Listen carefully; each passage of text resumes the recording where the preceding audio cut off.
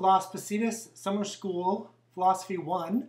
I'm April Fairweather. I'll be your instructor for the term, and I just wanted to introduce myself here, say a couple things about, well, maybe myself, but about the course, and also I think it's just helpful to put some faces to the names, and yeah, just want to introduce myself. So we're just getting started. Hopefully you've had a chance to take a look at Blackboard.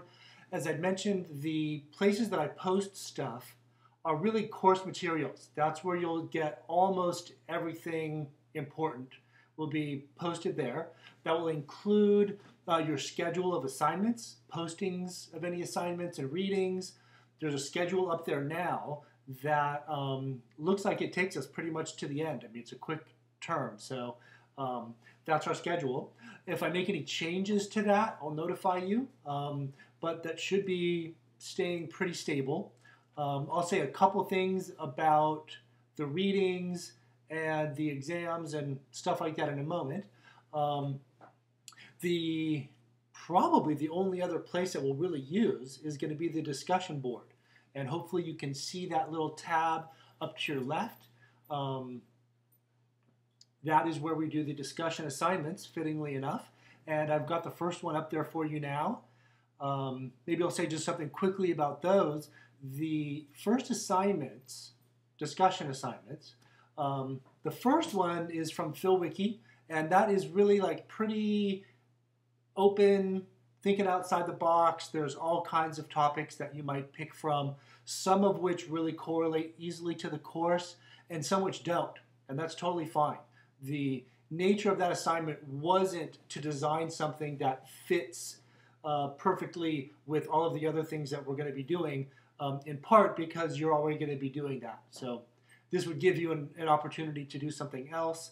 On the other hand, the topics that we're looking at are broad enough that there may very well be some connection between some of those topics in the PhilWiki and what we do in the reading and the quizzes, but that can just fall where it may. Just go for what's interesting to you. The directions are there. And we'll do one kind of follow-up on that discussion assignment later. Yeah. So, yeah, go check out the discussion assignment. Really, that is largely based on participation and that you've given a thoughtful, somewhat developed response rather than a bumper sticker or a slogan or just a sentence. So, really, the main thing is that you have developed some kind of analysis, thought, some kind of creative interpretation that exhibits some kind of philosophical thoughtfulness. Okay, sustained on a given topic. Okay, so enough on those. We'll have some more discussion topics later. They'll vary by topic. That leaves us really looking here at the schedule of readings and assignments. You'll see we're starting off with Robert Nozick. That's from the book The Examined Life by Robert Nozick. Chapters 1 and 23 are the introduction, and there's also a chapter on wisdom, and I think that is an appropriate place to start. So those are largely warm-up chapters to kind of set the scene. What's philosophy about? Here's an example of somebody doing philosophy. What are some of the big picture topics and issues that philosophers look at? Then we'll kind of narrow in and focus our attention on some more narrowly circumscribed issues, problems, traditional concerns, classic readings, and so on, after having a kind of broader introduction to the topic in the field through Nozick.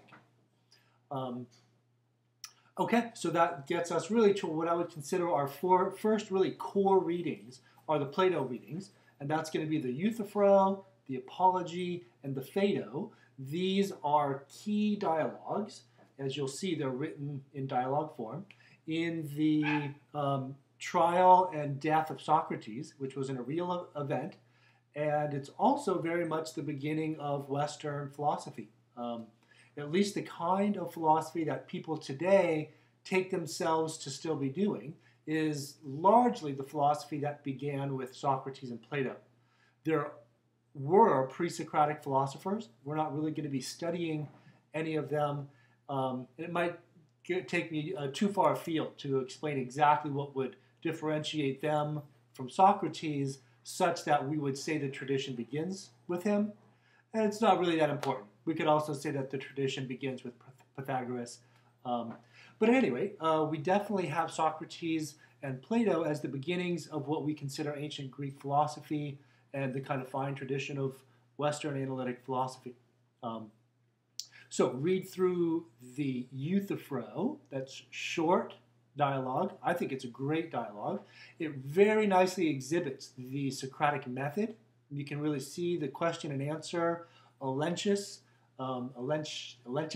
method that Socrates uses with Euthyphro, and that's really the way that they were doing philosophy, was in conversation and dialogue, and Socrates always played the role of asking questions, and his interlocutor, the person that would answer the questions, would have to back up their initial answers with further answers to subsequent questions.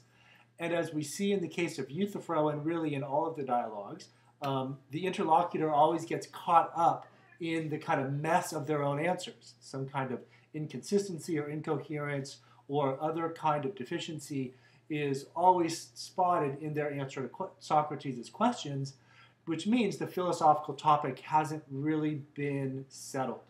And no philosophical topic really gets settled with Socrates. That makes him a kind of interesting, enigmatic, puzzling, maybe frustrating figure. But that kind of shows the endlessness of philosophical inquiry, and that maybe we can kind of take some of this into our own perspective in how to think about the class and the topics. It's not really so much finding that bottom line answer, but going through the process of analysis as much as we can so that we have a deeper, more thorough, more complete, more complex understanding of the big issues in life. And it's not to be assumed that that's going to eventuate in any singularly correct answer for ourselves any more than it did for Euthyphro in the Euthyphro or other interlocutors in Socrates' dialogue. But I think there's still plenty of value to be had without any definitive answers. That takes a little bit more finessing to describe what the value of philosophical inquiry and the philosophical life is. If it's not going to be the definitive answer, well then what? What really does provide that value to the philosophical life? And I think a close look at Nozick in chapter 1 and 23 really gives us a nice answer to at least one or a couple ways that we could explain the value of philosophy, even if it doesn't give us ultimate answers. So I think if you look closely at Nozick in chapter 1, maybe chapter 23, but definitely chapter 1, I think he can add that to Socrates' ideas that A, the unexamined life is not worth living, which is strongly stated, but clearly is expressing the idea that the unexamined life is the better life. I'm sorry, the examined life is the better life, even though it doesn't give us answers. I think it's making sense of both of those claims from Socrates that is interesting and puzzling and worthwhile, and which Nozick, I think, gives us some nice illumination of. So just a way to kind of connect those readings and some of the big ideas about what philosophy is and why we do it and stuff like that. It also really just hones your skills of analysis, and it's a really valuable tool to that extent, in that it refines a very generic tool of analysis that we've all got up here, or maybe it's in our heart, or who knows where, but we've got it. And we're going to use it constantly all throughout our life in all kinds of contexts. Whether it's in a very practical work environment, you're still going to have to cultivate a kind of a capacity for analysis, deliberation, argumentation, comprehension. All of these generic intellectual skills are tested, developed, and needed in just basic work environments, in our broader decision making in life, in raising a family. We're constantly using this basic analytical machinery, and philosophy really hones the use and development and cultivation and improvement of that generic rational tool set that we've got and that will apply all throughout our life. Okay, so we're going to do Plato, then we're going to go to the Apology. That's literally the story of the trial of Socrates versus Athens, and very classic, incredibly important source in Western literature. I won't be a spoiler, so I won't tell you exactly how it all turns out now, but that purportedly really is a pretty accurate retelling of the trial that Socrates actually found himself in, and that was pretty much the last thing he did. I guess that's a little bit of a spoiler there. But the Phaedo, the dialogue Phaedo, is supposedly the very last conversation Socrates ever had. And there he makes arguments in defense of the claim that the soul is immortal. He gives 4 core arguments for the immortality of the soul. And there you go. We can see how persuaded we are. I myself don't find myself ultimately persuaded by any of those 4 arguments. Collectively, maybe they have a little more weight to them. They still have some worries, but they're pretty interesting arguments to go through. He makes a good case, and many people are persuaded by them. Okay, so that's going to be pretty much wrapping up Plato. We're then going to have a quiz, really mostly on Plato. There might be a touch of Nozick here and there, but mostly that quiz is a Plato quiz on the Euthyphro, the Apology, and the Phaedo. That means you want to go back to the study guide after having read the dialogues and look at those study guide questions, see how many that you can answer, because I'm going to take the quiz questions from that study guide, and I've got some audio clips, not entirely unlike this of course being audio and video, those really just being audio, but somewhat like this. There are clips of me going over all of those study guide questions. That's helpful. I go over them. I don't just hand out answers, like here you go, here you go, here you go.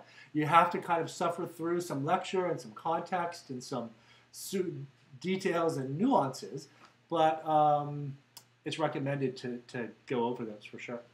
So let's see here. I'm looking at our things here. So quiz 1 on Plato. Then we'll have another discussion and another quiz. This is the week of 624 to 630. And at this point, we're going pretty quickly into Descartes. Descartes is a modern rather than ancient philosopher. But by modern, we mean beginning the modern era. And that is a bit after the Renaissance, a little bit before the Enlightenment, around the 17th century, 16th century. Really beginning with the writings of René Descartes begins what we call the period of modernity. You might have heard the phrase postmodern. What that means is after modernity, and that meaning the kind of era of philosophical inquiry and ways of understanding human beings and their relation to the universe that is carried in the modern period, in modernity. And really Descartes sets the agenda there. Lots of people nuanced and changed that basic understanding that we get from Descartes, but Descartes set the stage. So he really begins modern philosophy. Aristotle, Plato, Socrates beginning Greek philosophy. Those are kind of the 2 main historical figures we're looking at there. And at that point, we'll have another discussion, we'll have another quiz, and that'll be just on Descartes, the Descartes quiz. Do the same thing, do the readings, look at the study guide, listen to my overviews. Then we'll be ready for an exam number 1, that'll really cover Nozick, Plato, and Descartes. You'll have had a couple quizzes and some discussion, and hopefully we'll be ready to go. Okay, I'll do this again later, and that'll be it for now.